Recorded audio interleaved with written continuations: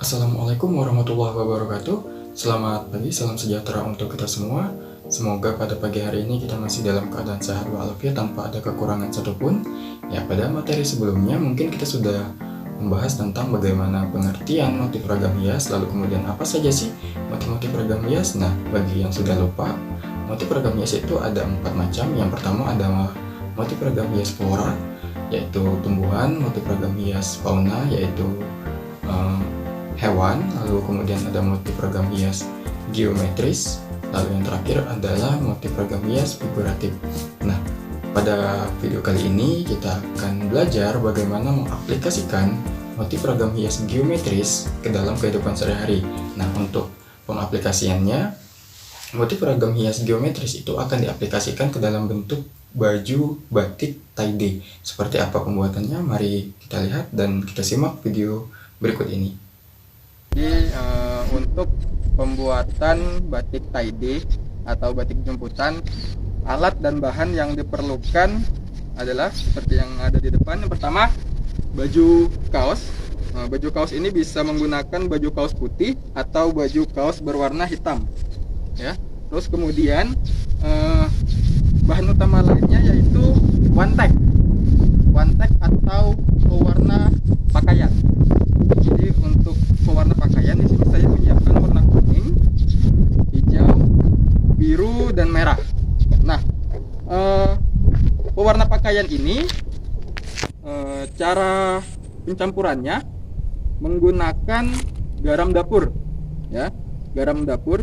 Jadi teknisnya air direbus, air matang atau air hangat dimasukkan ke dalam botol seperti ini. Terus kemudian dicampurkan dengan garam itu sekitaran 2 sendok makan, lalu dimasukkan, dicampur, ditambah dengan air hangat yang tadi kita rebus, lalu digoncang biar larutan garam dan pewarna itu menyatu, ya. Nah, setelah itu baju putih yang kita siapkan kita rendam atau kita basahkan terlebih dahulu dengan air, tetapi harus di semi keringkan atau diperas terlebih dahulu biar tidak terlalu banyak mengandung air, ya. Setelah itu bajunya setelah siap bisa langsung kita gunakan. Ini kita singkirkan terlebih dahulu biar, oh ya, ini cuka makanan. Pak, cuka makanan itu untuk apa? Cuka makanan itu untuk pengikat warna, tetapi ini digunakan di paling akhir setelah proses semuanya sudah selesai. Nanti pakaian kita rendam dengan cuka makanan ini tidak terlalu lama, cukup sekitaran 5 menit. Setelah itu diperas lagi, kemudian dijemur, tunggu sampai kering, ya. Kita pindahkan.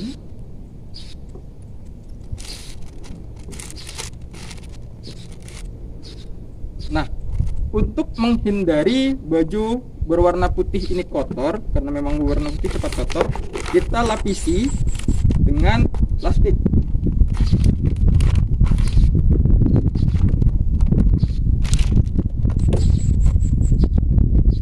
Lalu kemudian bajunya kita bentangkan. Nah, untuk motif atau aluran-aluran garis-garis dari baju batik ini dibuat sekreatif mungkin oleh kalian. Kalau saya tekniknya gampang. Putarannya karena di sini ada gambar, ya, di sini ada gambar. Jadi saya menggunakan titik pusat, menggunakan gambar ini sebagai titik pusat, ya. Jadi teknisnya seperti ini. Baju ini diambil ujungnya, ambil ujung sedikit, terus kemudian diputar terus sampai dia membentuk bulatan.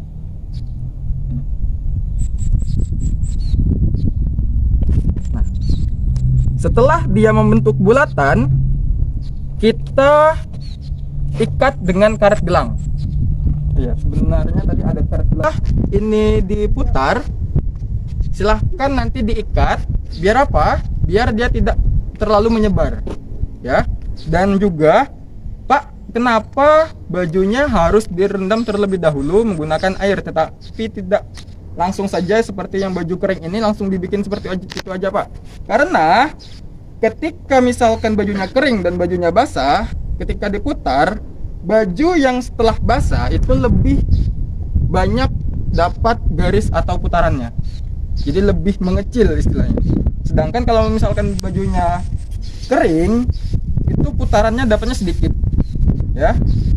Oke, setelah ini sudah dilipat, kita ikat dengan karet.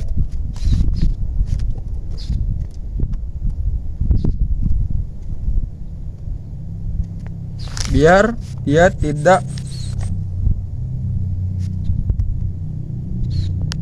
terlalu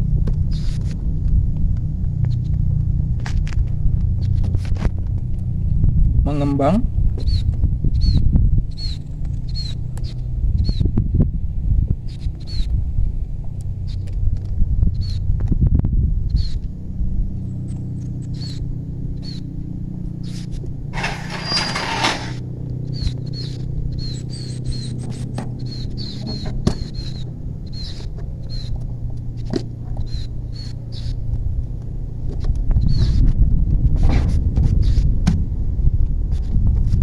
Nah, setelah kita ikat dengan karet, lalu langsung bisa kita warnai, ya.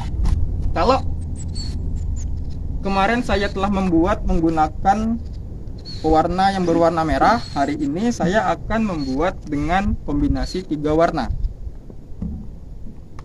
Jadi warna yang akan saya gunakan yang pertama warna merah. Warna merahnya kita taruh misalkan di tengah. Nah, untuk pewarnaan, ketika kita menggunakan baju yang telah basah dan baju yang kering, itu ada perbedaannya. Ketika misalkan kita menggunakan baju kering, itu pewarnaannya terlalu lama karena dalam posisi kering, jadi kita harus menunggu sampai harus benar-benar basah. Tetapi ketika misalkan bajunya basah, dia lebih cepat menyerap, warnanya lebih cepat menyerap. Nah, ini warna merahnya kita taruh di tengah. Ketika misalkan permukaan atasnya sudah merah, terus kemudian pinggirannya kita isi warna kuning misalkan, ya. Dan kita taruh warna kuningnya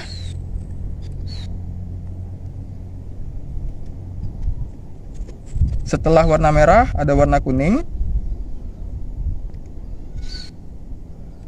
Nah, untuk proses pewarnaan ini, ketika dia masih dalam seperti ini, memang untuk warna kuning masih belum terlalu kelihatan. Tetapi apabila pakaian ini sudah kering, maka warna tersebut akan keluar. Jadi tidak perlu ragu atau takut ketika misalkan warnanya untuk yang sekarang belum terlalu keluar, karena memang prosesnya seperti itu. Dia warnanya akan lebih keluar ketika baju tersebut sudah kering. Nah, setelah warna kuning, kita masukkan warna biru di bagian luarnya. Ini warna birunya memang terkesan seperti warna hitam, karena memang biru yang saya gunakan itu adalah biru tua. Dan ketika misalkan dia dalam keadaan kaosnya dalam keadaan basah, ya memang warnanya tidak terlalu keluar. Tetapi jangan takut, seperti yang saya bilang tadi, ketika misalkan dia sudah kering, maka warna tersebut akan keluar. Dan jangan lupa, untuk pewarnaan, semua bagian yang terlihat itu harus diwarnai, harus terkena warna. Nah, ketika misalkan kita dalam proses pewarnaan seperti ini, orang-orang ketika melihatnya itu akan bertanya, "Pak, ini Jangan-jangan warnanya sampai ke dalam-dalam, sampai ke semuanya. Tidak. Jangan takut. Karena untuk pewarnaan itu bagian luarnya saja yang nanti akan diwarnai. Sisanya hasilnya pasti akan lebih indah.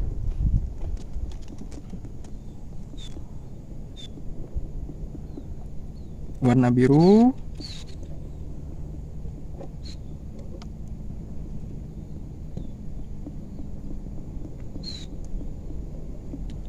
Terus kemudian warna kuning.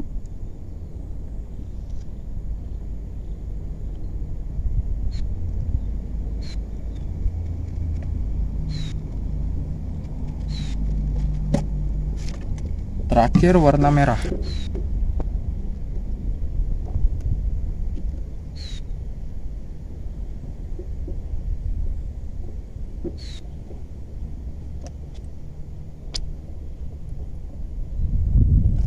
Untuk lebih yakin, kita ulangi lagi. Merah, kuning,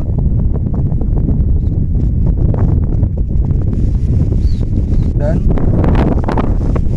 nah, untuk batik tie-dye ini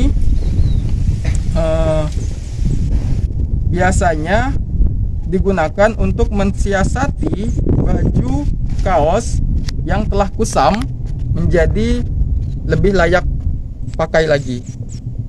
Jadi ketika kita mempunyai stok baju kaos yang sudah kusam, boleh kita gunakan teknik tie-dye untuk memperbaharuinya.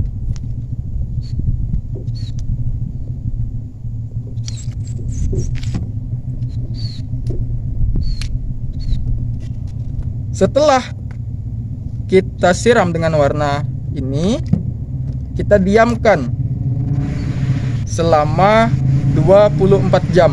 Biar apa? Biar pewarnaannya itu lebih matang sampai ke dalam, ya. Nah, setelah seperti ini, jangan dibuka terlebih dahulu, tetapi didiamkan, dikeringkan saja selama 24 jam. Karena kertas plastiknya besar, jadi kita bungkus langsung saja.